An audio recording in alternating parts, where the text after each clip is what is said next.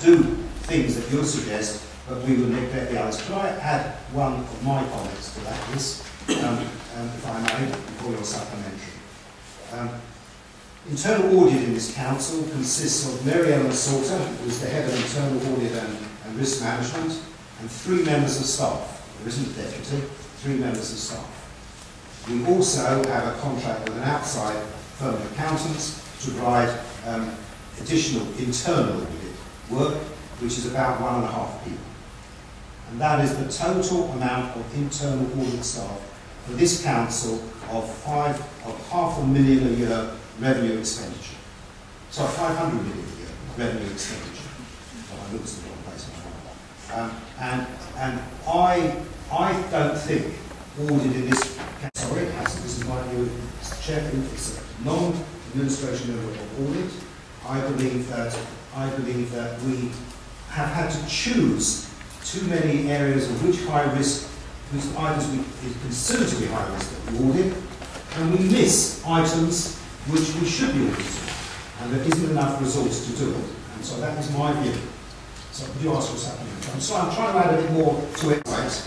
And layer 3 is the independent assurance, which comes from the external auditors, the internal auditors, the audit committee, and any other inspectors.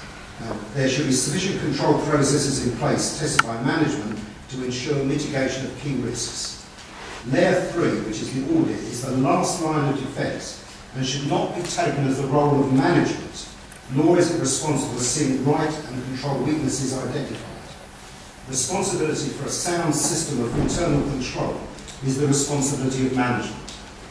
Now, having said all that, as you appreciate that I'm an opposition member of this council, and by agreement, historically, an opposition member chairs the audit committee. So I have no political vested interest in defending the administration, but I have a strong interest in having a strong audit committee doing its job within any restrictions that I have. And before I go in, whatever it is welcome.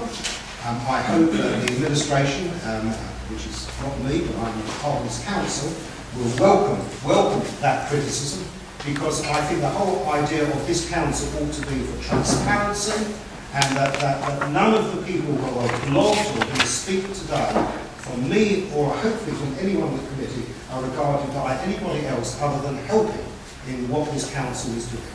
And I hope that when I answer these questions, you will take that in that spirit. I do see, I won't say lurking because that gives the wrong impression, in the middle of the audience, the Chief Executive, Mr. Walkley, and I don't know if Mr. Walkley would like to come up and join us at this stage or any stage, and he is of course welcome. Right, it now comes to the actual questions, and may I say that this must have a record of all audit committees. I don't know about any borough to have an audience. I don't think we've ever get audiences at audit committees, so we welcome that as well. We normally are rather ignored rather than dealt with in this manner. So with questions.